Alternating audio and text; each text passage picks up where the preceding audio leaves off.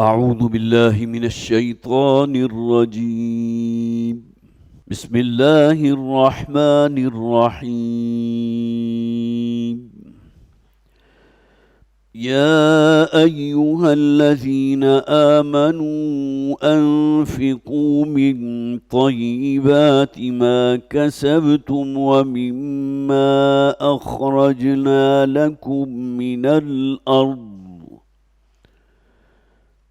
ولا تيمموا الخبيث منه تنفقون ولستم بآخذيه إلا أن تغمزوا فيه واعلموا أن الله غني حميد. الشيطان يعدكم الفقر ويأمركم بالفحشاء والله يعدكم مغفرة منه وفضلا والله واسع عليم.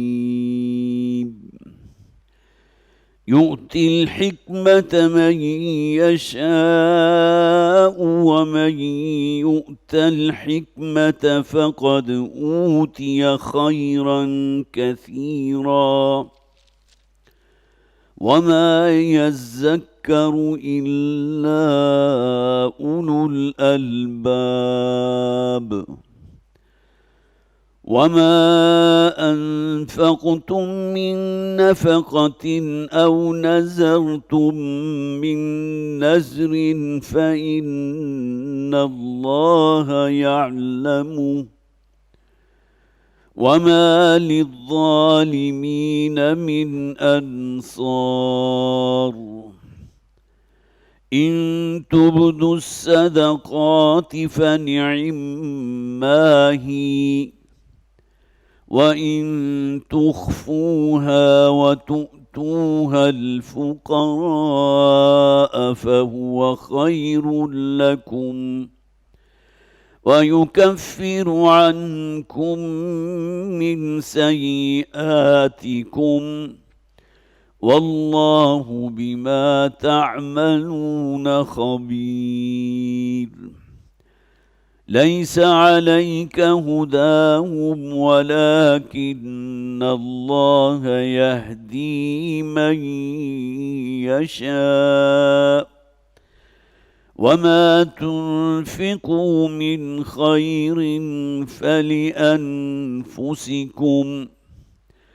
وما تنفقون إلا ابتغاء وجه الله وما تنفقوا من خير يوفى إليكم وما تنفقوا من خير يوفى إليكم وأنتم لا تظلمون. للفقراء الذين أحصروا في سبيل الله لا يستطيعون ضربا في الأرض يحسبهم الجاهل أغنياء من التعفف تعرفهم بسيماهم لا يسألون الناس إلحافا وما تنفقوا من خير فإن الله به عليم.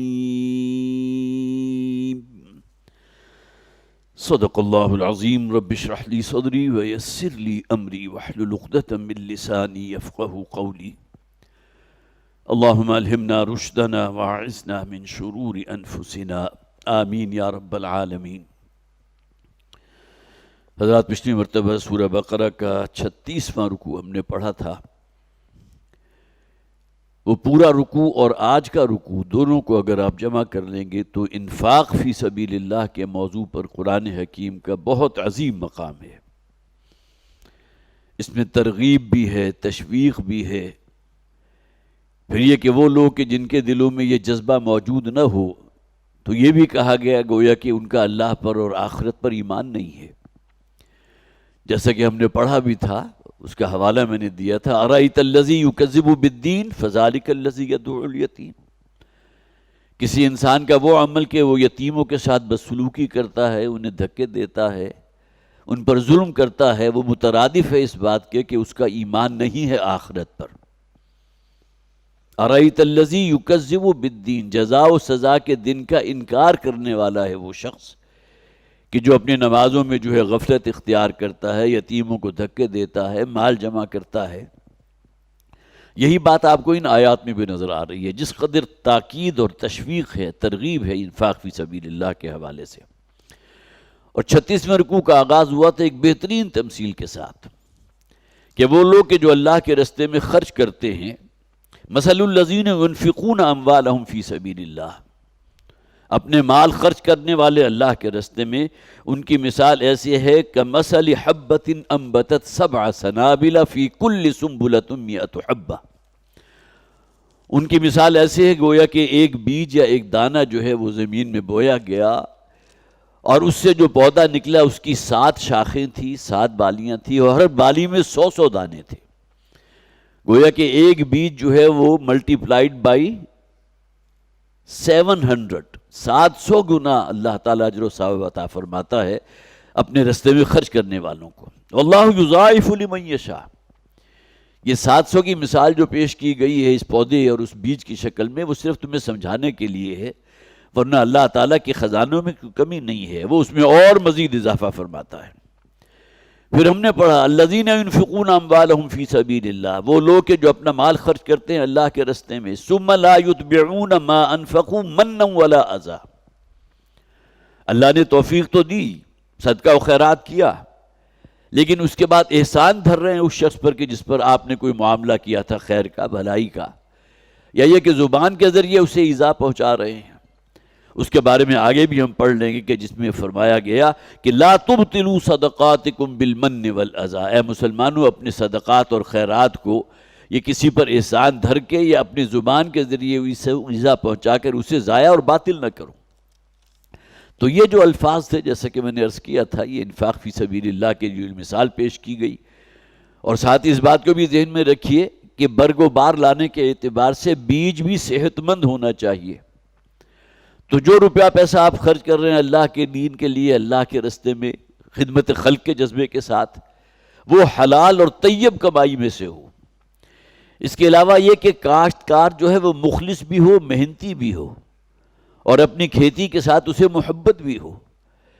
لہذا یہاں جو صدقہ و انفاق کرنے والا شخص ہے اس کا اللہ پر ایمان ہو، آخرت پر ایمان ہو، اور اس کے علاوہ یہ کہ اس کے اندر وہ کوئی نجاستیں جو شامل ہو جاتی ہیں، جسے یہاں فرمایا گیا کسی پر احسان دھر رہے ہیں یا زبان کے ذریعے کسی کو تانا دے رہے ہیں، تکلیف پہنچا رہے ہیں، تو گویا کہ تم نے اپنی اس صدقہ و خیرات کو بالکل باطل کر دیا۔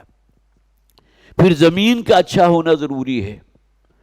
اگر کوئی سیم زدہ زمین ہے یا شور زدہ زمین ہے تو وہ معاملہ جو ہے پھر ظاہر ہے جو آپ نے بیج بویا ہے، جو محنت کی ہے، جو پیسہ لگایا، وہ سب کا سب ضائع ہو جائے گا۔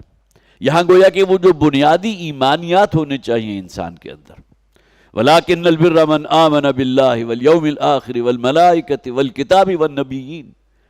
نیکی تو اصل میں اس شخص کی ہے کہ جس کے دل میں ایمان گہرا اترا ہوا، وہ صدقہ و خیرات کر رہے ہیں، انفاق فی سبیل اللہ کر رہے ہیں، لیکن اللہ پر ایمان نہیں ہے۔ یہی جواب مل جاتا ہے اس بات کا بھی کہ جو مشرکین ہیں یا اللہ کو نہ ماننے والے ہیں یا شرک کرنے والے ہیں، یہ بھی بڑے نیکی کے کام کرتے ہیں، صدقہ و خیرات یہ بھی کرتے ہیں، بڑی بڑی آرگنائزیشن قائم کر دیتے ہیں، چیریٹی کے بہت کام کرتے ہیں، تو لیکن یہ کہ یہاں تو مشروط اس بات سے ہے کہ جو کچھ آپ نے لگایا اللہ اور اللہ کے رسول، قرآن اور قرآن نبی اکرم صلی اللہ علیہ وسلم کی سیرت و اسوہ جو ہے وہ اصل معیار بنتا ہے، کسوٹی وہ بنتی ہے۔ اگر وہ موجود ہیں تو صدقہ و خیرات اللہ کے ہاں جو مقبول ہو جائے گا۔ پھر اس میں ایک مثال ہم نے پڑھی، بڑی خوبصورت مثال، اور مثال دی گئی اس بات کی کہ گویا کہ کوئی شخص کوئی کھیتی باڑی کر رہا ہے یا اس نے کہیں کوئی پتھریلی زمین ہے، اس کے اوپر کوئی مٹی کی ایک تہ جم گئی ہے، اور اس نے اسی کے اندر جو ہے وہ گوڈی بھی کی ہے، بیج بھی ڈال دیا ہے، اب منتظر ہے کہ فصل ہو، فصل جو ہے وہ بھی پنپنے لگی، تھوڑی سی بڑی، اور اس کے بعد تیز اور موسلادھار بارش ہوئی، اور وہ چکنی مٹی اور جو پتھریلی چٹان تھی اس کے اوپر جو کچھ بھی تھا وہ سب کا سب تیز بارش کی وجہ سے بہہ گیا۔ گویا کہ جو محنت اس شخص نے کی تھی، جو بیج خریدا گیا تھا، وہ تمام کا تمام ضائع ہو گیا۔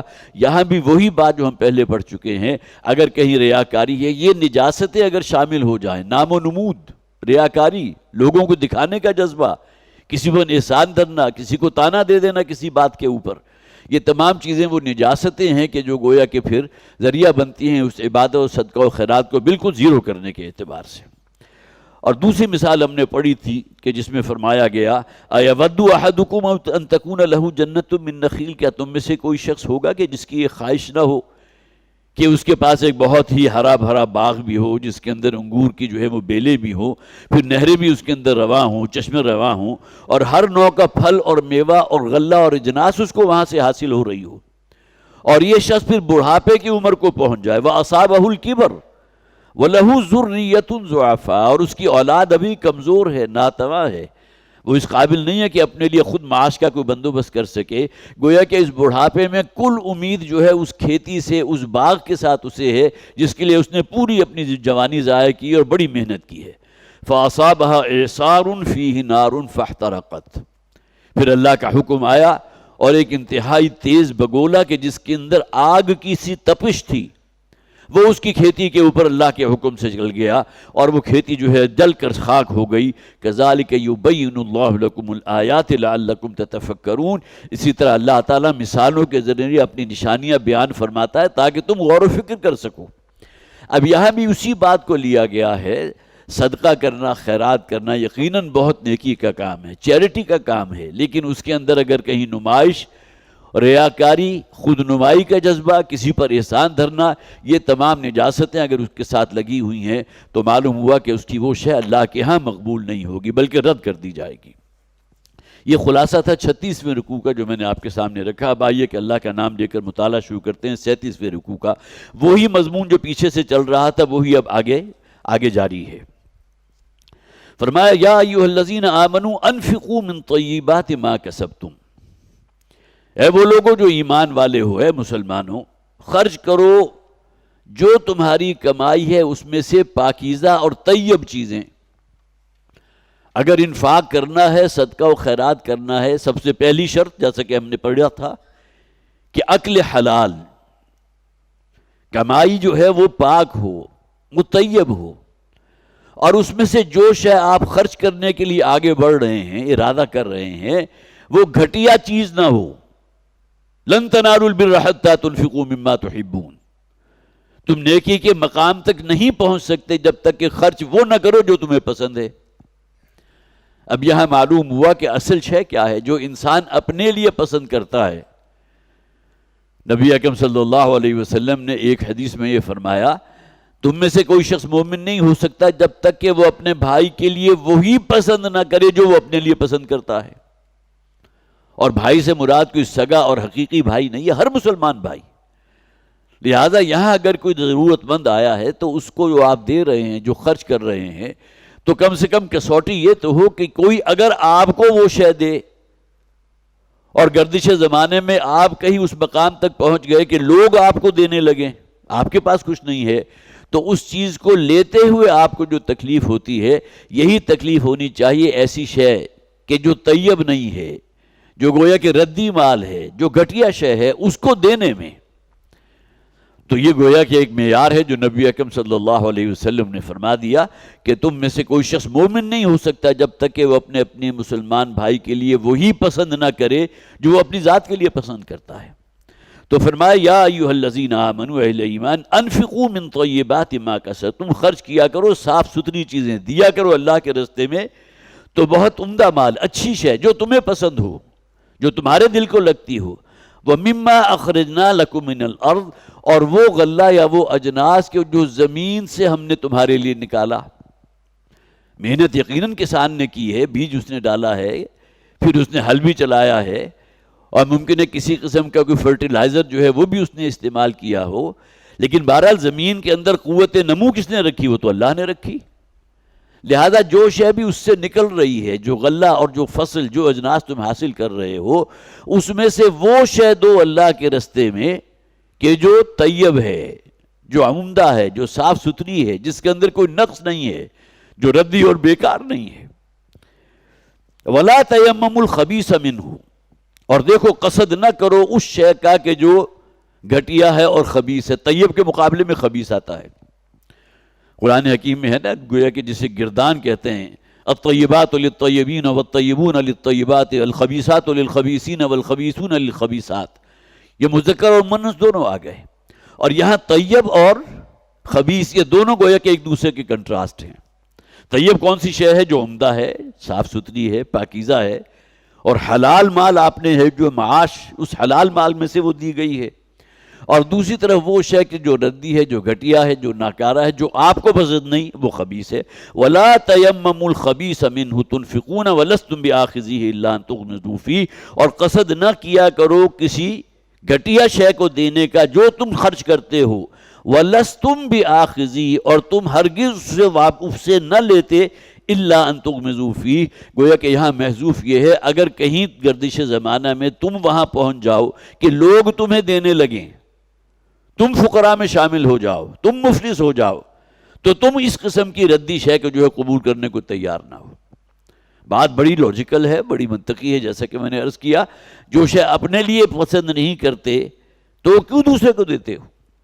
جبکہ ہمارے ہاں عام طور پر معمول وہی ہوتا ہے کہ جو کپڑے جو ہیں کوئی گھس پھس جائیں، کوئی جوتے جو ہیں بالکل ازکار رفتہ ہو جائیں، کوئی اور چیزیں اگر آپ نے دینی ہیں، یا بعض اوقات جو بھی آپ کو فصل حاصل ہوئی ہے اس میں بھی جو اچھی فصل ہے، جو بہت عمدہ ہے، اپنی جیسے آپ کا یہ گریڈ 1 کی جو اس گریڈ سے تعلق رکھتی ہے، اس کو تو اپنے پاس رکھیں، اس کو تو فروخت کے لیے لے جائیں. اور جو گھٹیا فصل ہے اس کو جو ہے وہ گویا کہ حاتم طائی کی قبر کے اوپر لات مار کر اس کو صدقہ و خیرات کر دیں. تو یہ ذہنیت جو ہے اس کی یہاں نفی کی گئی ہے. اور اس کے پس منظر میں ترمذی شریف میں ایک بہت خوبصورت واقعہ ہے، اور اس کے راوی ہیں حضرت براء ابن عازب رضی اللہ تعالیٰ عنہ. وہ فرماتے ہیں کہ مدینہ کے رہائشی اکثر و بیشتر وہ تھے کہ جن کے اپنے باغات بھی تھے، جو بہرحال مرفع الحال تھے، روپے پیسے والے تھے، تو ان کے باغات تھے، اور کھجوروں کے درختوں کے درمیان جو جگہ ہوتی ہے وہاں وہ فصل بھی کاشت کیا کرتے تھے. تو یہ جو یہاں کے رہائشی تھے مسلمان، وہ یہ کیا کرتے تھے کہ اپنے باغوں میں سے جو کھجور کے گوشے ہوتے ہیں، جو خوشے ہوتے ہیں، وہ لا کر مسجد نبوی میں جو ستون تھے ان کے ساتھ لٹکا دیا کرتے تھے. حضرت براء ابن عازب رضی اللہ تعالیٰ عنہ فرماتے ہیں. اور ان میں سے کچھ لوگ وہ بھی ہوتے تھے جو ردی قسم کے کھجور وہاں لٹکا دیتے تھے. اور پیش نظر کیا ہوتا تھا کہ جو شخص بھی بھوکا ہے یا ضرورت مند ہے، اور خاص طور پر مسجد نبوی کے باہر آج بھی جو صفہ کا ایک چبوترا موجود ہے، تو وہاں تو بہت سے صحابہ کرام موجود ہوتے تھے جن کا اپنا ذریعہ معاش کوئی نہیں تھا. وہ تو اپنے آپ کو وقف کیے ہوئے تھے اللہ کے لیے، اللہ کے دین کے لیے، اللہ کے رسول کے لیے. اور جو کچھ سیکھتے تھے انہی کے ذریعے جو ہے وہ چیزیں ہم تک پہنچی احادیث کی شکل میں. تو حضرت براء ابن عازب رضی اللہ تعالیٰ عنہ فرماتے ہیں، یہ آیہ مبارکہ کا شان نزول اصل میں یہ شے ہے کہ جہاں وہ اچھی کھجوروں کے خوشے بھی لٹکے ہوتے تھے جس سے مسلمان فقراء صحابہ جو ہے استفادہ کیا کرتے تھے، اور وہیں بعض لوگوں کی طرف سے ردی کھجوریں بھی لٹکا دی جاتی تھی. اور جب یہ آیہ مبارکہ نازل ہوئی تو وہ لوگ بھی متنبہ ہو گئے اور اپنی اس حرکت سے باز آ گئے، اور آئندہ کے لیے انہوں نے پھر وہ کوئی کام ایسا نہیں کیا کہ جس میں گویا کہ وہ ایسی شے کہ جو نظر سے اتری ہوئی ہو، جو گھٹیا ہو، جو ردی ہو، اس کو لٹکا دیا جائے. تو یہ بہت خوبصورت واقعہ ہے جس کے بارے میں حضرت براء ابن عازب رضی اللہ تعالیٰ عنہ فرماتے ہیں کہ ان آیات کے نازل ہونے کے بعد لوگوں کا جن کا بھی یہ طرز عمل تھا ان سے باز آ گئے. تو وَلَا تَيَمَّمُوا الْخَبِيثَ مِنْهُ تُنْفِقُونَ وَلَسْتُمْ بِآخِذِيهِ إِلَّا أَن تُغْمِضُوا فِيهِ، اور تم نہ ہوتے اس کو لینے والے مگر یہ کہ تغمضوا، اسے کہتے ہیں کہ صرف نظر کر لینا، نظر انداز کر دینا، کسی کو گویا کہ آپ چشم پوشی کر جانا. تو صرف اس صورت میں تو تم اس قسم کی شے کو قبول کرتے کہ اس کو نظر انداز کر دو، چشم پوشی کر دو، ورنہ عام حالات میں اس قسم کا ردی اور گھٹیا مال تم قبول نہ کرتے. وَاعْلَمُوا أَنَّ اللَّهَ غَنِيٌّ حَمِيدٌ، یہاں بھی اشارہ کر دیا گیا کہ خوب اچھی طرح جان لو کہ اللہ غنی بھی ہے اور حمید بھی ہے. اسے تمہارے صدقہ و خیرات کی احتیاج نہیں ہے. جو کچھ تم کر رہے ہو اپنے بھلے کے لیے کر رہے ہو. یہ تمہارے ہی کام آنے والا ہے. لئن شکرتم لازیدنکم ولئن کفرتم ان عذابی لشدید. یہ شکر گزاری کی روش ہے نا کہ اللہ تعالیٰ نے جو انعام و احسان تم پر کیا اس میں خلق خدا کا حصہ جو ہے وہ بھی لگاؤ، ان میں بھی تقسیم کرو، یہ شکر گزاری ہوگی. تو اللہ تعالیٰ فرماتا ہے جو شخص بھی شکر گزاری کی روش اختیار کرے گا اللہ تعالیٰ اس میں اور اضافہ کر دے گا، اس کو مزید عطا فرمائے گا. تو وَاعْلَمُوا أَنَّ اللَّهَ غَنِيٌّ حَمِيدٌ. اللہ تعالیٰ غنی ہے، اسے کسی شے کی احتیاج نہیں ہے، حمید ہے، وہ ستودہ صفات ہے. الشیطان یعدکم الفقر ویأمرکم بالفحشاء. دیکھیے انسان کے اندر بھی از فرشتہ شرشتہ وز حیوان، انسان کے اندر ایک مکمل حیوان بھی موجود ہے، ایک اس کا حیوانی وجود ہے، دوسری طرف اس کا ایک روحانی وجود بھی ہے. حیوانی وجود اسے پستی کی طرف کھینچ رہا ہے. ان النفس لامارۃ بالسوء. یہ نفس انسانی اور جو حیوانی خواہشات ہیں، حیوانی جبلتیں ہیں، وہ انسان کو پستی کی طرف کھینچنے والی ہیں، برائی کی دعوت دینے والی ہیں. دوسری طرف ایک اس کا روحانی وجود ہے جو اس کا ترفع چاہتا ہے، اس کی بلندی چاہتا ہے. نبی اکرم صلی اللہ علیہ وسلم نے فرمایا، ترمذی شریف کی روایت ہے، حضرت عبداللہ ابن مسعود رضی اللہ تعالیٰ عنہ اس کے راوی ہیں، حضور فرماتے ہیں کہ ابن آدم پر اللہ تعالیٰ نے شیطان کو بھی تصرف کا حق دیا، اختیار دیا، اور اسی طرح فرشتوں کو بھی انسان پر تصرف کا اختیار دیا ہے.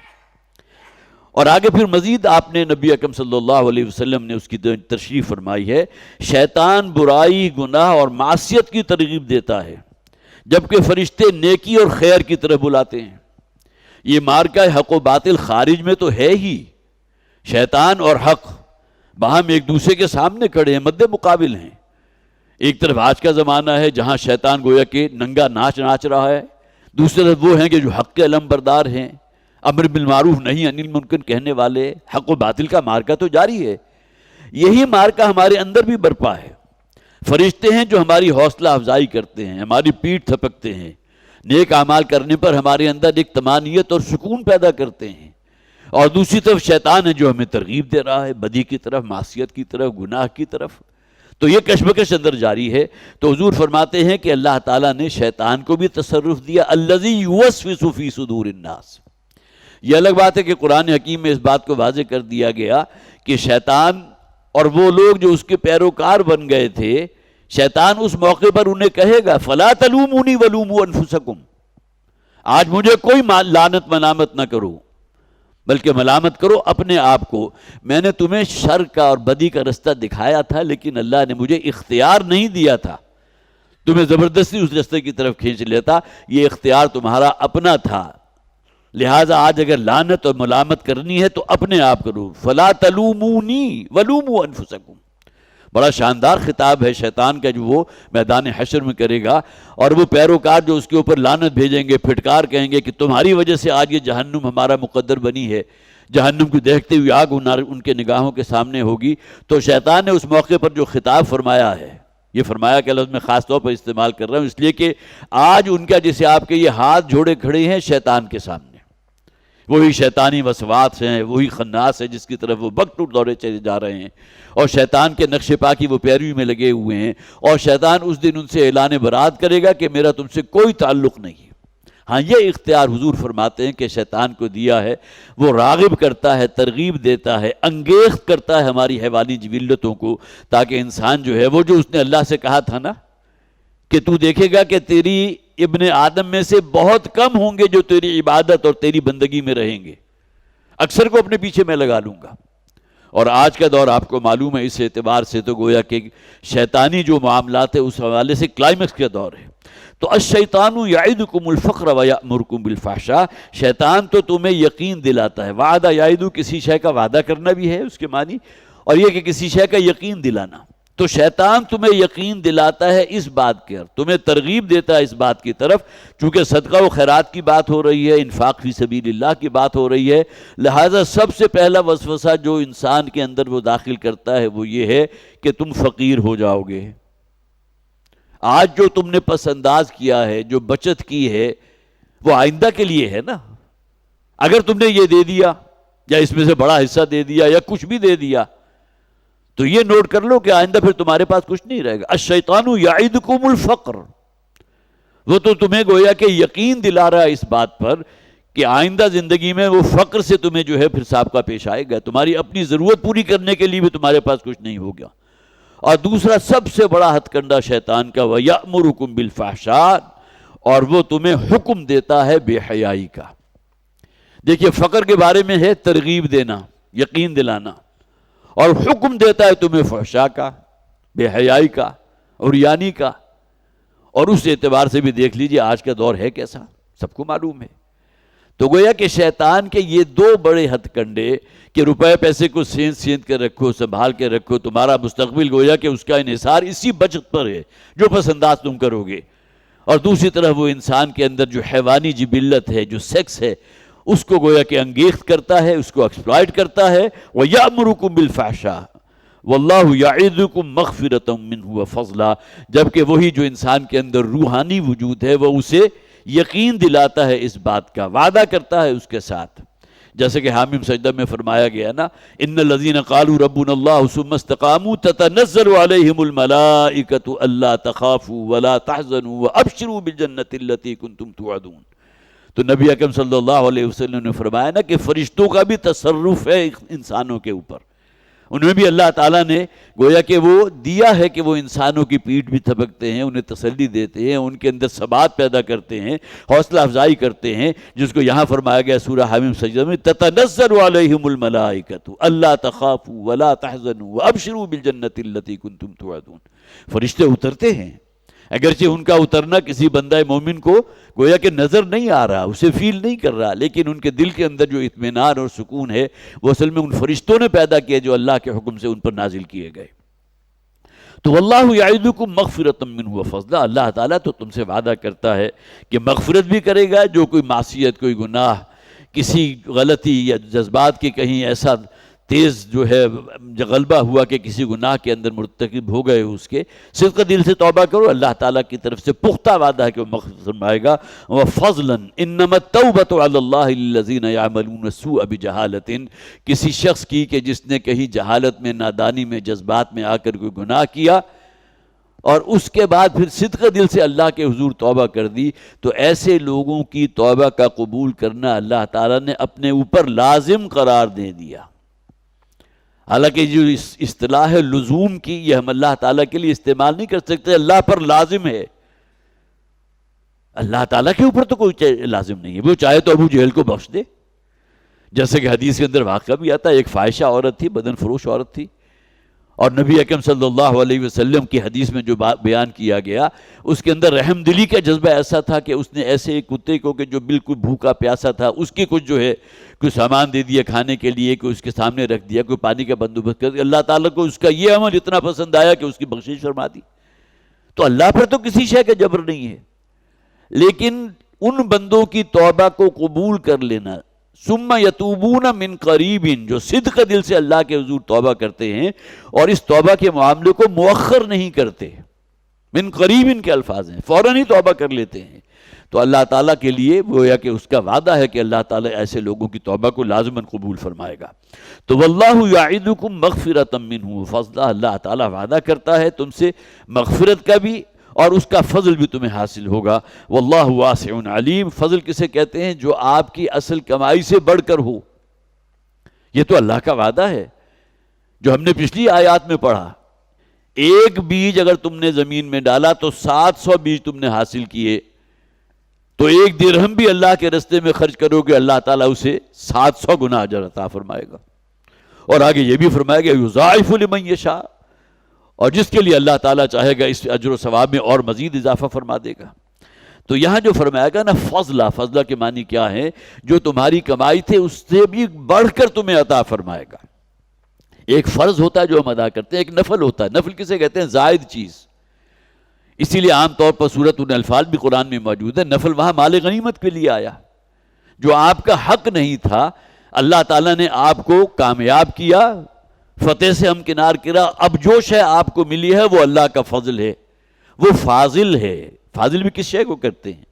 جو آپ کی اس سے بازائد ہو، فرض سے آگے بڑھ کر جو شے دی جائے وہ نفل میں آتا ہے نا۔ یہاں بھی فرمایا گیا اللہ کی طرف سے مغفرت کا بھی پختہ وعدہ ہے، اور ساتھ ہی یہ کہ اللہ کی طرف سے مزید اور بہت کچھ عطا کیا جائے گا۔ واللہ واسع علیم، اللہ بڑی وسعت والا ہے کہیں تمہارے دل میں یہ خیال پیدا نہ ہو جائے کہ اللہ کے خزانے میں کوئی کمی واقع ہو جائے گی، بلکہ اجر و ثواب میں اللہ تعالیٰ کے خزانے میں کوئی کمی نہیں ہے، علیم، ہر شے کا علم رکھنے والا۔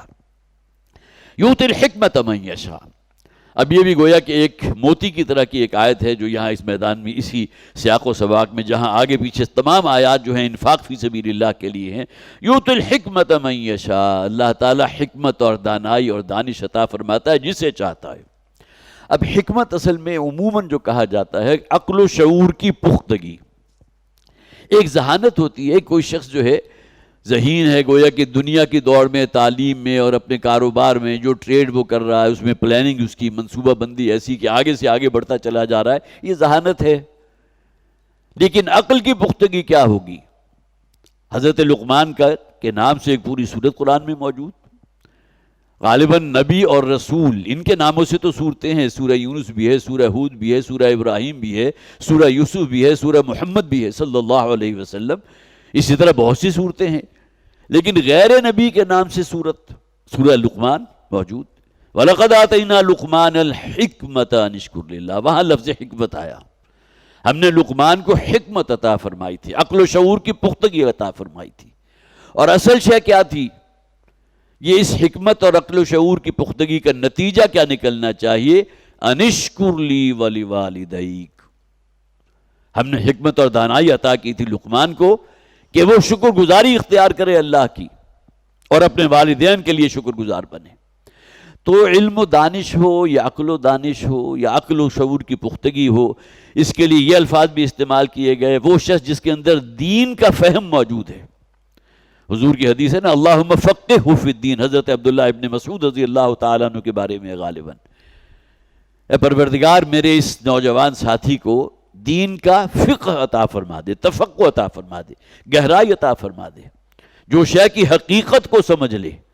اصل وہ نگاہ انسان کے اندر ہونی چاہیے، بصیرت اسی کو کہتے ہیں۔ بصارت تو ہر حیوان کو بھی حاصل ہے، وہ بھی دیکھ رہا ہے، لیکن بصیرت آپ نے کوئی شے دیکھی اور اس کی گہرائی میں اتر گئے۔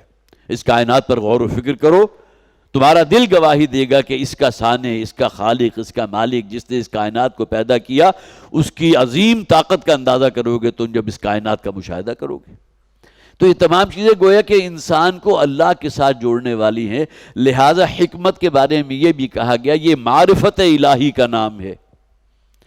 جس نے اللہ کو پہچان لیا، گویا کہ اللہ تعالیٰ نے اسے حکمت کا خزانہ عطا فرما دیا۔ اب اس کا معاملہ یہ ہوگا، ان صلاتی و نسکی و محیایا و مماتی للہ رب العالمین، میرا جینا، میرا مرنا، میرا زندہ رہنا، اور پھر یہ کہ میری نمازیں، میری قربانیاں، میرا ہر عمل اللہ کے لیے۔ اس کے ہمیشہ نظر جیسے آپ کہیے ہدف اول، ہدف آخر وہ اللہ کی رضا ہے۔ تو یؤتی الحکمت من یشاء، اسی طرح علم نافع کو بھی حکمت کہتے ہیں۔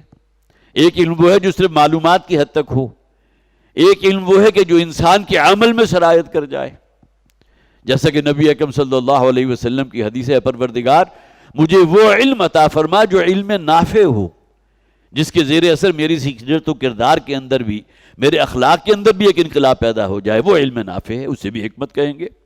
اسی طرح جیسا کہ میں نے عرض کیا حضرت لقمان کا ذکر، وہاں فرمایا گیا وَلَقَدْ آتَيْنَا لُقْمَانَ الْحِكْمَةَ أَنِ اشْكُرْ لِلَّهِ، یہاں فرمایا یؤتی الحکمت من یشاء، اللہ تعالیٰ حکمت اسے عطا فرماتا ہے جسے وہ چاہتا ہے، جس کے اندر پیاس اور طلب ہوگی اسی کو اللہ تعالیٰ حکمت عطا فرمائے گا۔ وَمَن يُؤْتَ الْحِكْمَةَ فَقَدْ أُوتِيَ خَيْرًا كَثِيرًا، اور جس شخص کو بھی حکمت اور دانائی اور عقل و شعور کی پختگی اور معرفت الہی اور دین کا تفقہ اور دین کی سمجھ عطا فرما دی جائے تو یہ وہ شخص ہے کہ جسے بہت بڑا خیر دے دیا گیا۔ اب اس کی دنیا اور آخرت دونوں سنور گئی۔ دنیا کا سنور جانا صرف روپے پیسے کی بہتات اور مال و دولت کا بہت زیادہ جمع ہو جانا نہیں ہے۔ اصل شے کیا ہے؟ انسان کے اندر سکون اور اطمینان کی کیفیت پیدا ہو جائے۔ الذین آمنوا ولم یلبسوا ایمانہم بظلم اولئک لہم الامن وہم مہتدون۔ ایمان کا اصل حاصل کیا ہے؟ امن، باطنی سکون، باطنی امن، باطنی اطمینان۔ یہی وجہ قرآن حکیم میں اولیاء اللہ کا ذکر جو قرآن کہتا ہے الا ان اولیاء اللہ لا خوف علیہم ولا هم یحزنون، یہی دو چیزیں ہیں جو انسان کے اندر بے چینی اور اضطراب پیدا کرتی ہیں، اسی کی وجہ سے تشنگی رہتی ہے۔ اور وہی کیا ہے، مستقبل کے بارے میں خوف ہے، اندیشہ ہے، یہ نہ ہو جائے، وہ نہ ہو جائے۔ اور ماضی میں اگر کوئی حادثے سے ہو گزرے، اللہ کی طرف سے آزمائش تھی، لیکن اسی کو پچھتاوا ہے، اسی کے بارے میں جو نالا و شیون ہے، سب کچھ گویا کہ اسی آہ و فغاں ہو رہی ہے، تو اسی کے معاملے میں۔ اب یہ وہ چیزیں ہیں جس سے انسان کی سطحیت واضح ہوتی ہے، گہرائی نہیں ہے، عقل و شعور کی پختگی سے بالکل خالی ہے یہ شخص۔ وَمَنْ يُؤْتَ الْحِكْمَةَ فَقَدْ أُوتِيَ خَيْرًا كَثِيرًا، جس شخص کو بھی حکمت عطا فرما دی گئی تو اسے تو بہت بڑا خیر دے دیا گیا، اس سے بڑے خیر کا تصور نہیں کر سکتے، اس لیے کہ وہ شے ہے کہ جس کی بنیاد پر آخرت میں آپ کو فوز و فلاح سے ہمکنار کیا جائے گا اور وہاں کامیابی آپ کا مقدر ہوگی۔ وَمَا يَذَّكَّرُ إِلَّا أُولُو الْأَلْبَابِ، اور ہوش مند لوگ ہی ہیں کہ جو ان باتوں سے نصیحت حاصل کرتے ہیں۔ یذکر اصل میں یتذکر تھا، ادغام کی وجہ سے یذکر بن گیا۔ اس کے معنی کیا ہے؟ نصیحت قبول کرنے والے، جس کے اندر عقل و شعور کی کوئی پختگی ہوگی، ہوش مند لوگ ہوں گے، ان کے اندر تفقہ فی الدین ہوگا، ان میں معرفت الہی ہوگی، عقل و دانش ہوگی، وہی لوگ ہوں گے کہ جو آیات قرآنیہ کے ذریعے جو ہے کوئی نصیحت حاصل کر سکیں گے، کوئی خیر اس سے جو ہے اکتساب کر سکیں گے۔ وما یذکر الا اولو الالباب، اور اس سے نصیحت حاصل نہیں کرتے مگر وہی لوگ جو ہوش مند ہیں اور عقل و شعور والے ہیں۔ وما انفقتم من نفقۃ او نذرتم من نذر فإن اللہ یعلم، اور جو کچھ بھی تم خرچ کرتے ہو، من نفقۃ، کسی قسم کا بھی خرچ کرنا، پہلی قید وہ لگا دی گئی تھی کہ حلال کمائی سے جو معاش تمہارا ہو اس میں حرام شامل نہ ہو۔ پھر جو شے تم خرچ کرو اس میں کہ ریاکاری کی نیت نہ ہو، نام و نمود نہ ہو، کسی کے ساتھ اگر خیر کا معاملہ کر رہے ہو، احسان کا معاملہ، احسان دھرنے والے نہ ہو، تانا دینے والے نہ ہو۔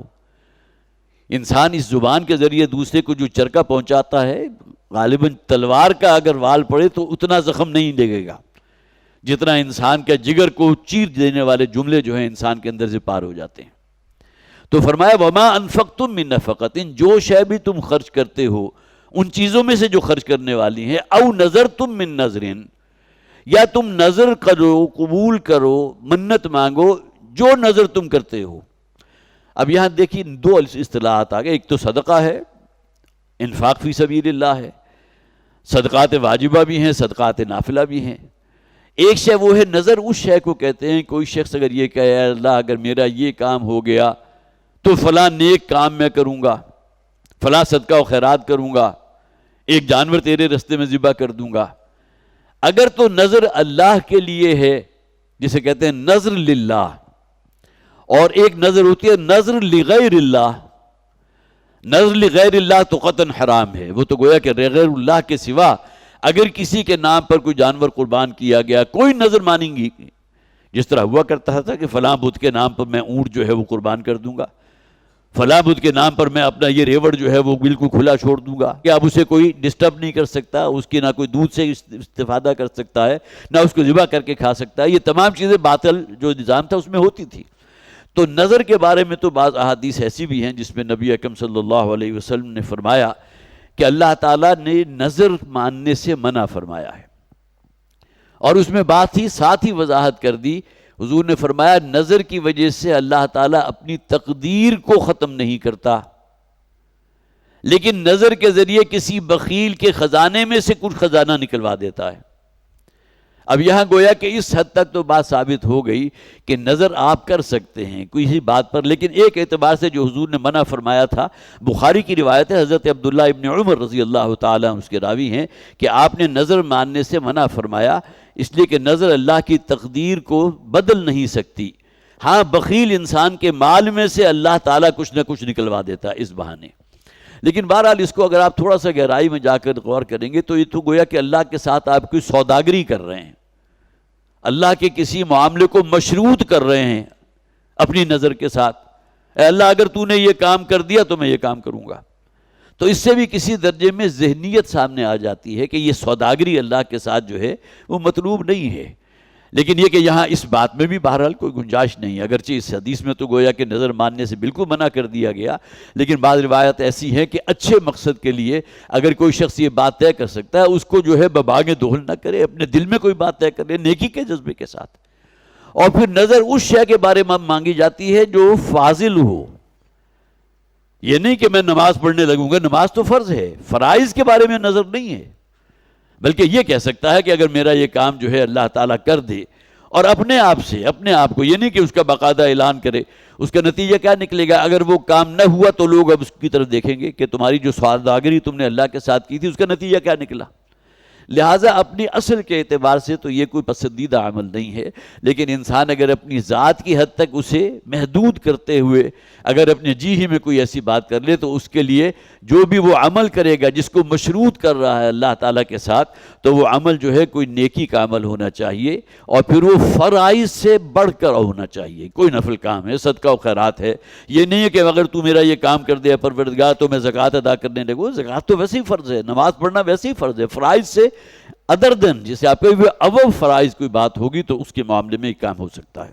فَإِنَّ اللَّهَ يَعْلَمُ، وہ جو شخص بھی نظر مانے یا یہ کہ جو بھی خرچ صدقہ و خیرات کرتا ہے تو اللہ کے علم میں ہے۔ وَمَا لِلظَّالِمِينَ مِنْ أَنصَارٍ، اور دیکھو ظلم کرنے والوں کا کوئی مددگار نہیں ہوگا۔ ان تبدوا صدقات فنعما ہی، اب یہاں دیکھیے وہ صدقات کی دو مدات ہیں بڑی بڑی، صدقات واجبہ جو فرض ہیں، واجب ہیں، زکوٰۃ واجب ہے، عشر واجب ہے، کوئی فضل آپ نے حاصل کی ہے اس کا خمس ہے یا عشر ہے وہ بھی واجب ہے، تو صدقات واجبہ ہیں جس کے بارے میں ہمارے دین میں یہ بات سکھائی گئی ہے کہ وہ علی الاعلان کیے جانے چاہیے۔ نماز علی الاعلان ہونی چاہیے، زکوٰۃ علی الاعلان ہونا چاہیے، یہ فرائض ہیں، لیکن جہاں تک نوافل کا معاملہ ہے اس میں اخفاء ہونا چاہیے، لوگوں کے علم میں نہ آئے۔ صدقہ و خیرات کرو تو لوگوں کے علم میں نہ آئے، لیکن زکوٰۃ کو ببانگ دہل آپ دیجئے، زکوٰۃ کہہ کے دیجئے۔ یہ الگ بات ہے کسی شخص کو آپ زکوٰۃ کا مال دینا چاہتے ہیں اور اس کی عزت نفس آپ کو اندیشہ ہے کہ وہ اس کے عزت نفس کے لیے بھاری ہوگا، لیکن آپ کو یقین ہے کہ مستحقین زکوٰۃ میں سے ہے، تو اب آپ اس کو زکوٰۃ دے سکتے ہیں، بتائے بغیر بھی دے سکتے ہیں، جبکہ آپ کو یقین ہے یہ ضرورت مند ہے، اس کو دینی چاہیے۔ تو اس اعتبار سے گویا کہ یہاں تقسیم ہو جاتی ہے، لیکن یہاں فرمایا گیا ان تبدوا الصدقات فنعما ہی، اگر تم اپنے صدقات، یہاں مراد ہے صدقات واجبہ، وہ علی الاعلان ظاہر کر کے اور لوگوں کو بتا کر گویا کہ ظاہری طور پر دو، فنعما ہی، تو یہ بھی بہت اچھی بات ہے اور یہ مطلوب ہے جیسا کہ میں نے عرض کیا۔ وَإِن تُخْفُوهَا وَتُؤْتُوهَا الْفُقَرَاءَ، لیکن اسی صدقہ و خیرات کو اگر تم چھپا کر دیتے ہو اور اسے پہنچاتے ہو فقراء تک، فَهُوَ خَيْرٌ لَكُمْ، تو یہ تمہارے لیے بہت بہتر ہے۔ اب یہاں گویا کہ از خود وہ تقسیم ہو گئی کہ جہاں تک اعلان ہے لوگوں کو بتا کر دینا ہے وہ صدقات واجبہ ہیں، اور یہاں آگے جو ذکر کیا گیا وَإِن تُخْفُوهَا وَتُؤْتُوهَا الْفُقَرَاءَ فَهُوَ خَيْرٌ لَكُمْ، یہاں مراد وہ صدقات ہیں جو صدقات نافلہ ہیں کہ جس کو چھپا کر دیا جانا جو ہے وہ بہت زیادہ مطلوب ہے۔ وَيُكَفِّرُ عَنْكُمْ سَيِّئَاتِكُمْ، اور اللہ تعالیٰ تم سے تمہاری گناہوں کو معاف فرما دے گا۔ یہاں میں نے خاص طور پر نوٹ کیا تھا، بخاری شریف کی ایک روایت ہے، حضرت ابو ہریرہ رضی اللہ تعالیٰ ان کے راوی ہیں، حضور فرمایا کہ 7 افراد وہ ہیں جنہیں اللہ تعالیٰ اپنے عرش کے سائے تلے جگہ عطا فرمائے گا، اور یہ یوم حشر کی بات ہو رہی ہے جس دن کوئی سایہ نہیں ہوگا۔ 7 اشخاص وہ ہیں کہ یظلہم اللہ فی ظلہ الا ظل عرشہ، یا یہ کہ ایک روایت میں یہ ہے کہ اپنے سائے تلے انہیں جگہ عطا فرمائے گا، ایک روایت میں اپنے عرش کے سائے تلے جگہ عطا فرمائے گا۔ وہاں 6 افراد کا بھی میں ذکر نہیں کر رہا، وہ انشاءاللہ کسی وقت اگر ہوا تو پوری حدیث کا مطالعہ یہاں ہم کریں گے، بہت خوبصورت حدیث ہے۔ ان میں سے ایک شخص وہ ہے رجل تصدق بصدقۃ، وہ شخص کو صدقہ و خیرات کر رہا ہے، انفاق کر رہا ہے، لوگوں کو دے رہا ہے، فاخفاها، اور اس نے اپنے اس عمل کو اس درجے پوشیدہ رکھا، حتی لا تعلم شمالہ ما صنعت یمینہ، یہاں تک کہ اس کے داہنے ہاتھ نے جو صدقہ دیا ہے اس کے بائیں ہاتھ کو بھی اس کی خبر نہیں ہوئی۔ اس درجے اخفاء سے جو کام لے گا صدقہ، یہاں صدقات نافلہ کی بات ہو رہی ہے، کسی پر احسان دھرنا تو بہت دور کی بات ہے، کسی کو اپنی زبان کے ذریعے ایذا پہنچانا، اپنے احسان کو یاد دلا کر، یہ بہت دور کی بات ہے۔ اس کو اس درجے مخفی رکھا کہ جو اس کے دائیں ہاتھ نے دیا بائیں ہاتھ کو بھی اس کی خبر نہیں ہو سکی۔ تو یہ شخص ان 7 افراد میں سے ایک ہوگا جسے اللہ تعالیٰ اپنے سائے یا اپنے عرش کے سائے تلے جگہ عطا فرمائے گا۔ بخاری کی روایت حضرت ابو ہریرہ رضی اللہ تعالیٰ عنہ اس کے راوی ہیں. تو وَإِن تُبْدُوا الصَّدَقَاتِ فَنِعِمَّا هِيَ وَإِن تُخْفُوهَا وَتُؤْتُوهَا الْفُقَرَاءَ فَهُوَ خَيْرٌ لَكُمْ وَيُكَفِّرُ عَنْكُم مِّن سَيِّئَاتِكُم. اور اس کا نتیجہ یہ نکلے گا اگر صدقہ و خیرات کرتے ہو، اس لیے کہ صدقہ جو ہے آپ کو معلوم ہے ہر نیکی جو ہے برے کام کو مٹا دیتی ہے. ان الحسنات یذہبن السیئات. انسان کے جو جسے آپ کہیے صغیرہ گناہ ہوتے ہیں، چھوٹے گناہ ہوتے ہیں، یہ آپ جو نیکیاں کرتے ہیں اللہ تعالیٰ آہستہ آہستہ ان کو محو کر دیتا ہے ان گناہوں کو.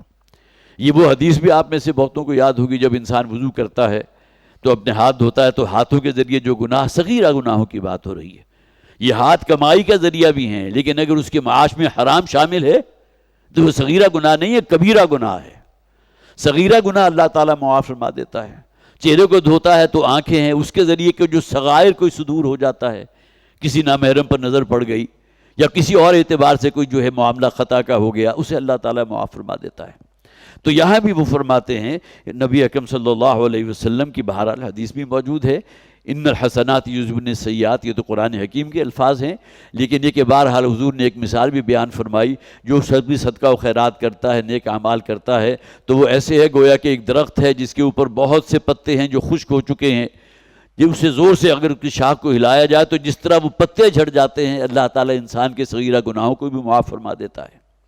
تو یکفر عنکم سیئاتکم، اس کا نتیجہ یہ نکلے گا کہ اللہ تعالیٰ تمہارے گناہوں کو معاف فرمائے گا. واللہ بما تعملون خبیر، اور اللہ تعالیٰ خوب جانتا ہے جو تم کرتے ہو، ہر شے سے باخبر ہے. لیس علیک ھداھم ولکن اللہ یہدی من یشاء. اے نبی، اگرچہ واحد کا صیغہ ہے لیکن ہر مخاطب قرآن کا جو ہے وہ بھی یہاں مراد ہے. یہاں فرمایا گیا حضور سے مخاطب ہو کر، اے نبی صلی اللہ علیہ وسلم، آپ ذمہ دار نہیں ہیں ان لوگوں کی ہدایت کے. مراد کیا ہے؟ کسی کو ہدایت پر لے آنا آپ کا ذمہ نہیں ہے. آپ کے ذمہ دعوت ہے، تبلیغ ہے، بات کا پہنچا دینا ہے، اتمام حجت ہے. بس کسی کا راہ یاب ہو جانا یا گمراہ ہونا یہ اللہ کے اختیار میں ہے. وہ دیکھتا ہے اس کے اندر طلب کتنی تھی، عزم اور ارادہ کتنا تھا، نیک اور خیر کی بات اس تک پہنچی، قبول کرنے کے لیے داعیہ پیدا ہوا، آگے کوئی ہمت ہے بھی یا نہیں ہے، اس کی بنیاد پر فیصلہ ہوگا نا. وَأَمَّا مَنْ آتَى وَاتَّقَى وَصَدَّقَ بِالْحُسْنَى فَسَنُيَسِّرُهُ لِلْيُسْرَى. جو شخص بھی اپنا مال دیتا ہے، پھر یہ کہ وہ اچھی بات کی تصدیق کرتا ہے، تو اللہ تعالیٰ اس کے لیے نیکیوں کے رستے کو آسان کر دیتا ہے. یہ اللہ تعالیٰ کی سنت ہے. تو لیس علیک ھداھم، ان لوگوں کو ہدایت دے دینا یہ آپ کے ذمے نہیں ہے، آپ پر لازم نہیں ہے. ولکن اللہ یہدی من یشاء، یہ تو اللہ تعالیٰ ہے جو ہدایت دیتا ہے جسے چاہتا ہے. یہاں من یشاء کا ایک ترجمہ یہ بھی کیا جاتا ہے جو چاہتا ہے ہدایت حاصل کرنا، اللہ اس کو ہدایت دے دیتا ہے. قرآن حکیم جو ہے ہدایت ہے تمام انسانوں کے لیے، لیکن ہدایت صرف اسے ملتی ہے جس کے اندر تقوی موجود ہے. الف لام میم ذالک الکتاب لا ریب فیہ ھدی للمتقین. یہ ہدایت نامہ ہے، ہدایت ہے کن لوگوں کے لیے؟ جن کے اندر تقوی موجود ہے. تو لیس علیک ھداھم، ان لوگوں کو ہدایت دے دینا اے نبی صلی اللہ علیہ وسلم آپ پر لازم نہیں ہے، آپ کے ذمے نہیں ہے، آپ ذمہ دار نہیں ہیں. ولیکن اللہ یہدی من یشاء، بلکہ یہ تو اللہ تعالیٰ ہے کہ جسے چاہتا ہے ہدایت دیتا ہے. یہاں سے دیکھیے کہ آگے اور پیچھے تمام آیات جو ہے انفاق کے موضوع پر ہے. خرچ کرو اللہ کے راستے میں، صدقہ و خیرات ہے، صدقات واجبہ بھی ہیں، صدقات نافلہ بھی ہیں، خیرات بھی ہیں، صدقات بھی ہیں. یہ درمیان میں یہ آیت جو آگے لیس علیک ھداھم، یہاں یہ ایک باریک نکتہ بھی نکالا گیا ہے کہ جو صدقہ و خیرات ہیں جو صدقات واجبہ میں سے نہ ہوں وہ آپ غیر مسلموں کو بھی دے سکتے ہیں. اور نبی اکرم صلی اللہ علیہ وسلم نے اپنے ایک فرمان میں فرمایا کہ جب تم صدقہ و خیرات کرو تو یہ تمیز نہ کیا کرو کہ کون مسلمان ہے اور کون مشرک ہے، کون کافر ہے. اس لیے کہ انسان ہونے کے ناطے اگر وہ فقراء ہیں، وہ بھوکے ہیں، تو تمہارے صدقہ و خیرات میں ان کا حق بھی موجود ہے. ہاں جہاں تک معاملہ صدقات واجبہ کا ہے، جس میں زکوٰۃ ہے، عشر ہے، خمس ہے، جس کا میں ذکر کر چکا، اور جو بھی صدقات ہیں ان کے بارے میں بہرحال یہ بات طے ہے کہ وہ غیر مسلموں کے لیے نہیں ہے. تو یہاں یہ بات جو ہے از خود واضح ہو گئی، لیس علیک ھداھم. یہ نہیں ہے کہ آپ کے صدقہ و خیرات کے جو ہیں صرف وہی لوگ ٹارگٹ ہوں گے کہ جو مسلمان ہیں. غیر مسلموں تک بھی آپ اپنے صدقہ و خیرات پہنچا سکتے ہیں، لیکن وہاں وہ بات اپنی جگہ رہے گی کہ زکوٰۃ اور اس کے علاوہ صدقات واجبہ جو ہے وہ اصل حق ہے مسلمانوں کا۔ لیس علیک ھداھم ولکن اللہ یہدی من یشاء وما تنفقوا من خیر فلانفسکم، تو جو کچھ بھی تم اپنے مال میں سے خرچ کرو گے وہ تمہاری بہتری کے لیے تمہارے ہی کام آنے والا ہے۔ وما تنفقون الا ابتغاء وجہ اللہ، اور جو کچھ بھی تم خرچ کرتے ہو اللہ کی رضامندی حاصل کرنے کے لیے، اللہ کے چہرے انور کو تلاش کرنے کے لیے، تمہارا غرض، تمہاری غایت، تمہارا مقصد اللہ کو راضی کرنا ہو۔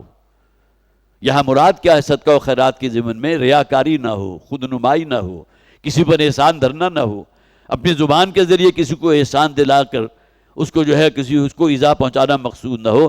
وما تنفقوا من خیر یوفی الیکم وانتم لا تظلمون، اور جو کچھ بھی تم اپنا مال خرچ کرو گے، جو خیرات دو گے، یوفی الیکم، پورا پورا اجر و ثواب اللہ تعالیٰ تمہیں عطا فرما دے گا۔ وفا یوفی آتا ہے پورا پورا دے دینا، توفا یا توفی پورا پورا وصول کر لینا۔ تو یہاں فرمایا گیا یوفی الیکم، اللہ تعالیٰ پورا پورا اجر و ثواب تمہیں دے گا اس کا، وانتم لا تظلمون، اور تم پر کسی نوع کا کوئی ظلم نہیں کیا جائے گا۔ یہاں دیکھا آپ نے کہ ہم نے 36واں رکوع پڑھا، وہ پورا کا پورا انفاق کے موضوع پر تھا، انفاق فی سبیل اللہ۔ انہی 4 لڑیوں میں سے ایک لڑی ہے، ایک لڑی جو ہے وہ اعمال کی تھی، ایک معاملات کی تھی، ایک صدقات و خیرات انفاق فی سبیل اللہ جہاد بالمال کی تھی، اور چوتھی لڑی جو ہے وہ جہاد اور قتال فی سبیل اللہ کی تھی۔ تو ان میں سے یہ ایک لڑی جو ہے یہ تقریباً پورے 2 رکوع جو ہے مسلسل اسی لڑی کے جو اصل مضامین ہیں اسی کے اوپر مشتمل ہیں۔ اللہ تعالی ہمیں قرآن حکیم کو سمجھنے کی اور ان باتوں پر عمل کرنے کی توفیق عطا فرمائے۔ بارک اللہ لی ولکم فی القرآن العظیم ونفعنی وإیاکم بالآیات والذکر الحکیم۔